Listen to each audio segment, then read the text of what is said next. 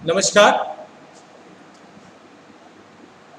आज हम सामाजिक विचारकों में दूसरे सामाजिक विचारक जो आपके सिलेबस में हैं, कार्ल मार्क्स, उनके बारे में बात करेंगे।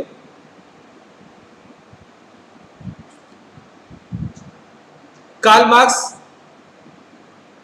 के 4 सिद्धांत आपके सिलेबस में है, जिसमें भौतिकवादी द्वंद्ववाद यानी कि डायलेक्टिकल मैटेरियलिज्म, वर्ग एवं वर्ग संघर्ष, class and class struggle,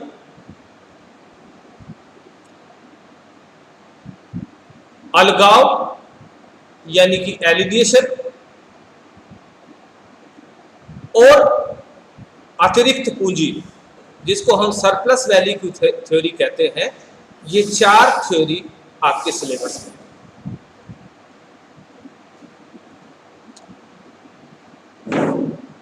Karl Marx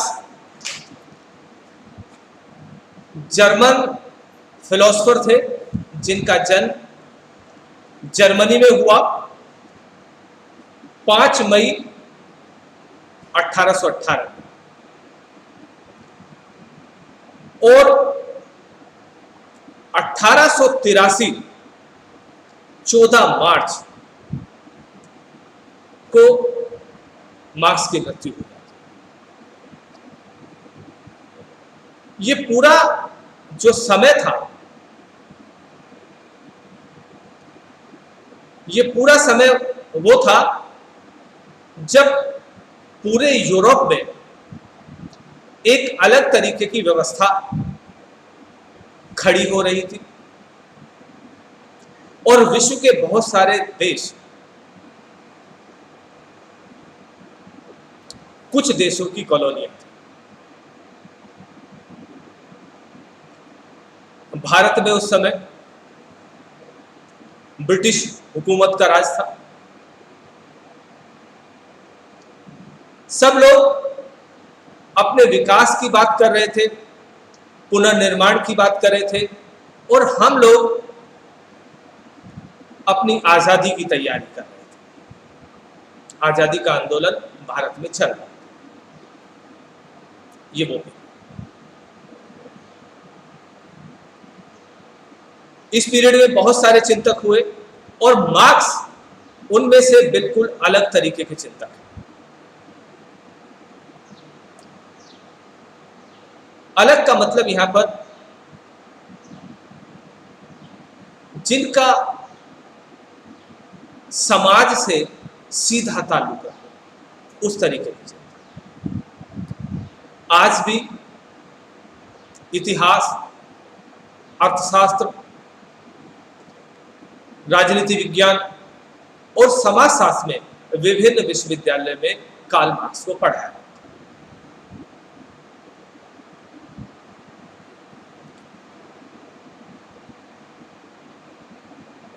दो मुख्य वर्क अगर कार्ल मार्क्स के पूछे जाए तो पहला कम्युनिस्ट मैनिफेस्टो और दूसरा दास कैपिटल,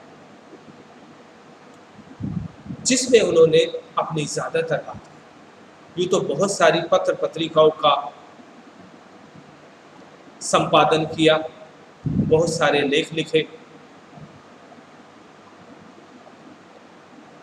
लेकिन मुख्य 2 ही वर्ग माने जाते हैं जिसमें उन्होंने अपने सभी सिद्धांतों का वर्णन कर दिया है। कनेक्ट कर कार्ल मार्क्स, जो आपको सिलेबस में कार्ल मार्क्स के बारे में पढ़ना है,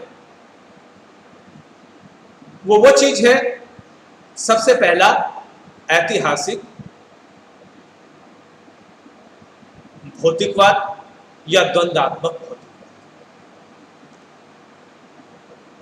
जब हम द्वंद्वात्मक भौतिकवाद की करते हैं तो मार्क्स के समय एक थिंकर थे, हीगल।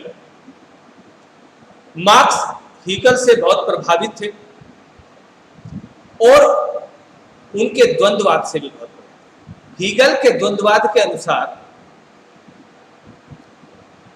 एक वाद होता है, एक प्रतिवाद होता है और तीसरी चीज होती है वो संवाद होता है। यदि हमें समझना हो कि कोई एक बात आई वो वाद है, उसका विरोध आया वो संवाद है, और उसके डिस्कशन से जो नई चीज निकली वो संवाद। हीगल का मत था कि पूरे विश्व का जो निर्माण हुआ है वो इस द्वंद्वात्मक पद्धति से हुआ।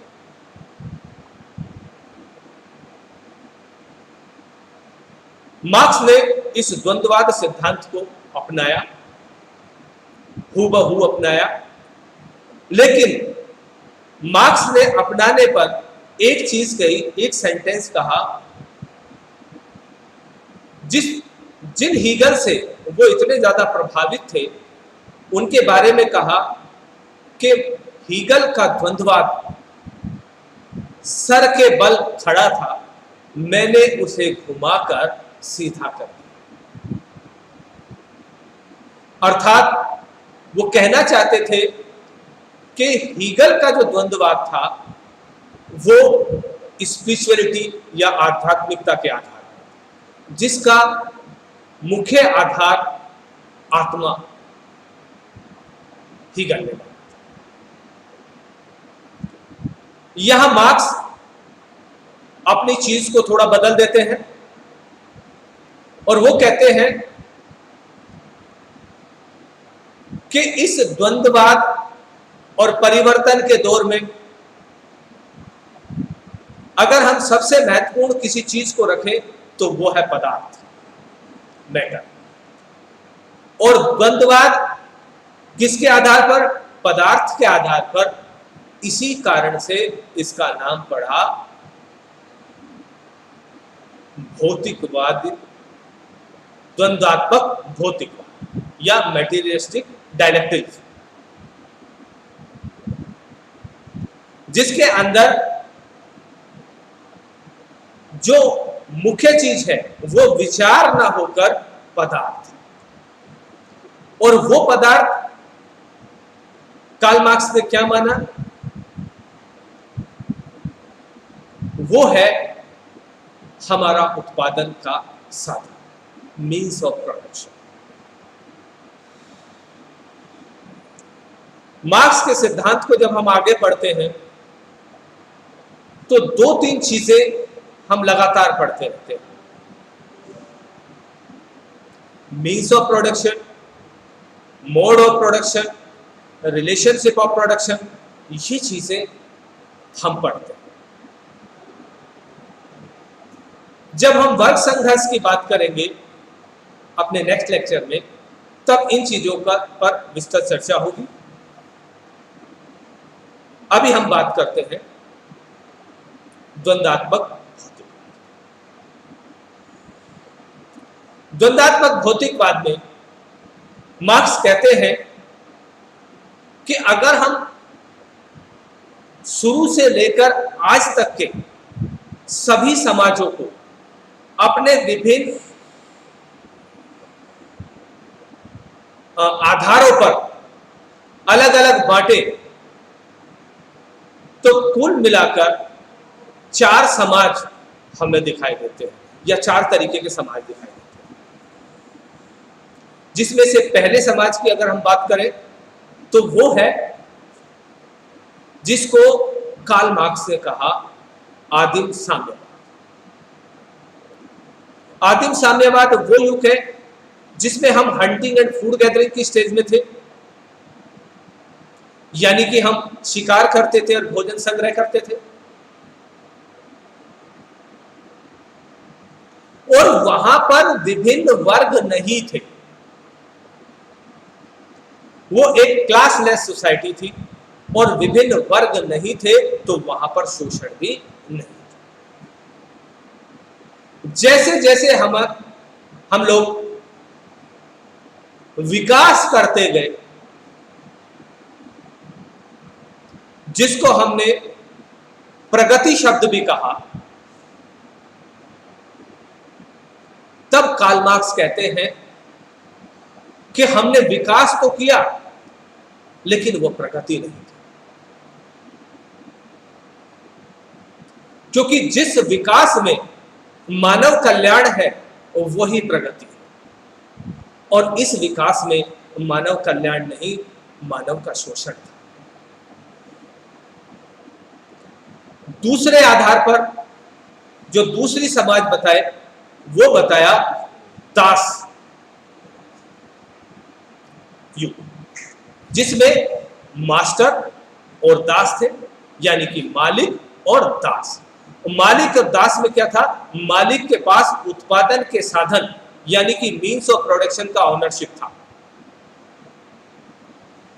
और जो दास था उसके पास उत्पादन के साधन नहीं थे और उसका शोषण होता। और तीसरी तरीके का समाज उन्होंने बताया जिसमें सामंत और भूमिहीन कृषक थे, जिसमें फ्यूडल लॉर्ड्स थे और लैंडलेस लेबरर थे, जिसमें मीन्स ऑफ प्रोडक्शन का ऑनरशिप यानी कि उत्पादन के साधन का स्वामित्व सामंतों पर था, और उन्होंने इन भूमिहीन कृषकों का शोषण किया।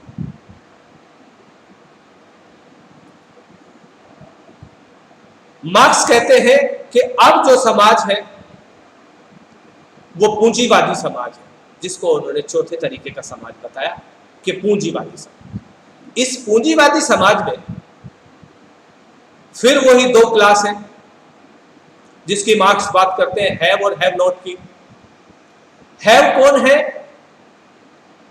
वो पूंजीपति जिनके पास फैक्ट्रियों का ऑनरशिप है, मालिकाना हक है, और दूसरी तरफ श्रमिक है जिनके पास मीन्स ऑफ प्रोडक्शन का ऑनरशिप नहीं, जिसको मार्क्स ने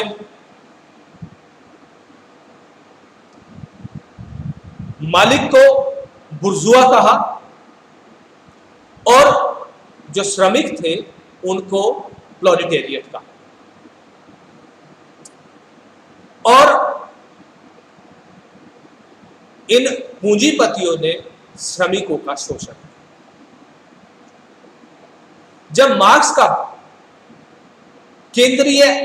की केंद्रीय अवधारणा वर्ग संघर्ष की हम बात करते हैं, तब यही बात होती है कि अब तक का संपूर्ण इतिहास वर्ग संघर्ष का इतिहास रहा है। All the history of hitherto existing society, the history of class struggle। यानी कि दो वर्ग रहे हैं, एक हैव और एक हैव नॉट, और आधार रहा है ownership of means of production. और इन्होंने इसका जो हैव नॉट का शोषण हैव वाले लोगों ने किया, और इसी से परिवर्तन हुआ है, क्रांति हुई है और व्यवस्था बदली। मार्क्स अपने इस सिद्धांत में एक दिव्य स्वप्न यानी कि एक यूटोपिया देखते हैं, और वो यूटोपिया मार्क्स का जो है वो कहलाता है उनकी सोशलिस्ट सोसाइटी।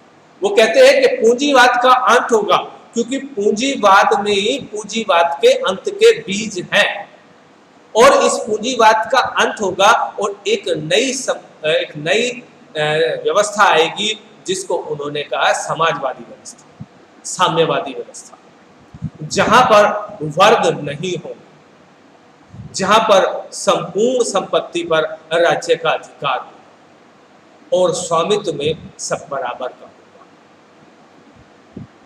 तो विद्यार्थियों, अगर हम देखें कि भौतिकवादी द्वंद्ववाद क्या है, वो इतिहास का वर्णन है, किस किस तरीके से इतिहास में विभिन्न वर्ग रहे हैं, विभिन्न प्रकार से शोषण रहा है, किस आधार पर वो वर्ग बने हैं, किस तरीके से शोषण रहा है और आगे आने वाले समाज में वो किस तरीके का रहेगा, ये चीज मार्क्स ने बताई है।